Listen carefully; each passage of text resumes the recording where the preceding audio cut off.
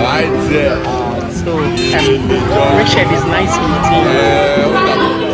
Okay. My Naija people don't bring no bunga Bishop news story. My name Nandehi. Make a sharply yarn on a son to the way say it just happened. Omila kidnappers a don kidnap Juizaza billionaire papa wey dey talk say na him be the chairman of the Jesco group wey name be Chief Sir Joseph Ezo Okafor. After they don kidnap am, they ask for 700 million naira ransom. Now so they come out come change their mind say na 1.5 billion naira na they go collect now before they go release am. As they come out come dey yarn, they say the Anambra State businessman wey be billionaire wey name be Chief Sir Joseph Ezo Okafor say e still dey for inside the kidnappers dey camp. As kidnappers dey come out come dey increase the money say na 1.5 billion naira na they go collect before they go release am. The Minister of Works Dave Umahi don come out to come dey talk say President Bola Ahmed Tinubu say e dey committed and im get better mind for the Southeast people. Dem come dey talk say federal government development agenda say e go make sure say Southeast say e go dey fine. Dem come dey talk say na God na im send am to Ramo wey make am to go help the people of the Southeast. Come dey talk say President Bola Ahmed Tinubu get good intention for the people of Southeast. The Minister of Works come out come dey yarn this talk on August 11, 2026. The president has good intention to integrate the people of Southeast, and I have to be very honest with you.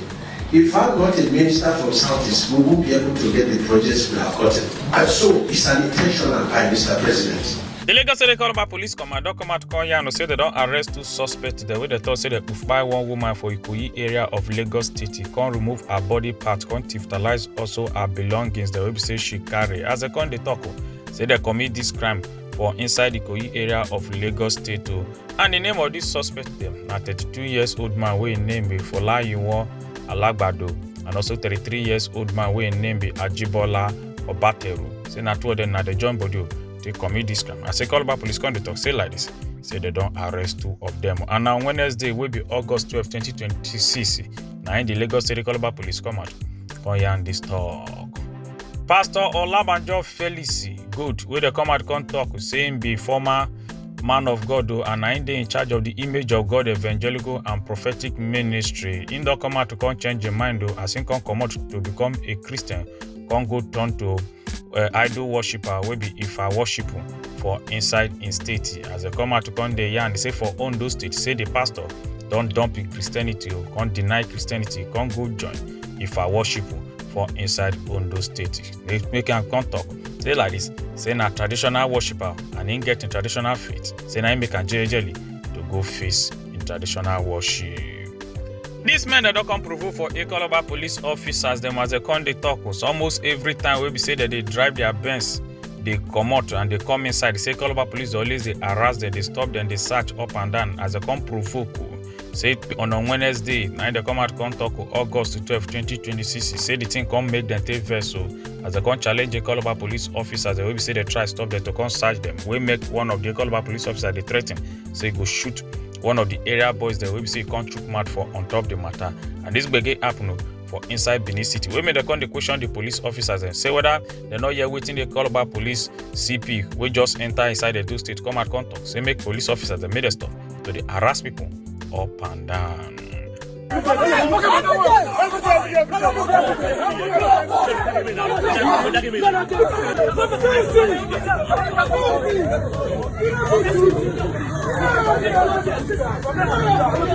It's more something for relationship matter. One young woman don't come threaten the boyfriend with knife or come burn the boyfriend the apartment fire. Say because the boyfriend they cheated. This gbege happen for inside Kabusa Garden Estate for inside Abuja over the weekend. Now this kasara take happen as they come they talk. Say the girl talk saying go buy the boyfriend use knife to pursue the boyfriend. As the boyfriend go escape, they run come out.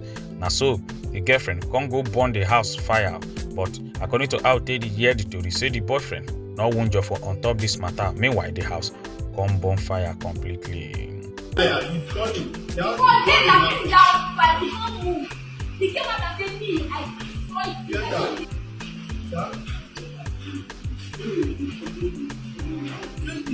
64 years old grandpa don't come out to come agree wey name be Abubakar Ali. You can confess to say true saying for snack because of 14 years old girl for inside in medicine shop for Arewa quarter for Gombe State. Now this gbege take happen. As in contact saying give the 14 years old girl 600 naira. Contact after you give her 600 naira, now come first knock the girl quick.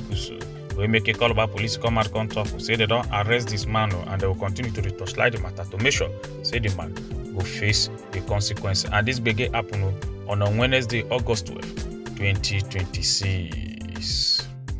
Nigerians will be say that they very good people that can join body plus including actress Angela Okorie, all of them even Gossip Mui, Carissa His School and plenty other people that can join body to help this young man whether they call him name Richard. After they come out to contact when school teacher can't discover him say he see and when they try to do bricklaying work. Now so the boy can't talk. Say no right WAEC. Say during we saying we want right WAEC. Now mama take by say the thing now come make him enough feel right WAEC. As the teacher come out come they talk say he was the best brilliant student we go represent their school. During we say they do competition from inside Anambra State. And so plenty Nigerians the both Nollywood stars all of them don't come out come they talk say they go join body to make sure say they go help this boy to go back to school and their life go better. Did you like write your WAEC?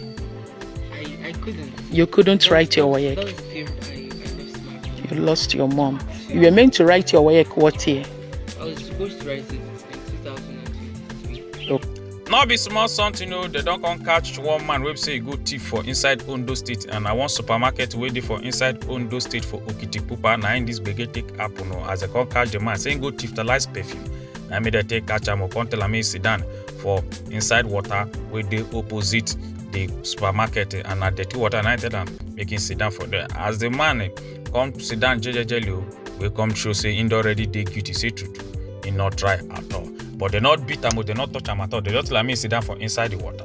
They wait until they will carry out the next action. The NDC presidential candidate will be Mr. Peter Obi don come to Elekon land for inside Edo State on August 12, 2026, will be Wednesday night for the service of songs and also the honor of the late Most Reverend Augustine Obiora Akubweze.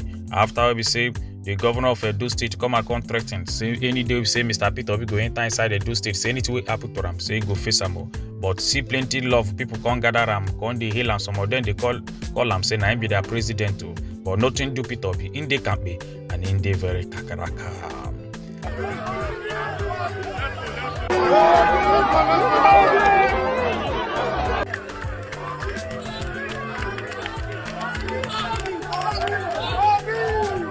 This Nigerian woman don't come talk saying catch a house apple with the house apple carry phone go they call the husband, they tell the husband saying they get feelings for Ramo.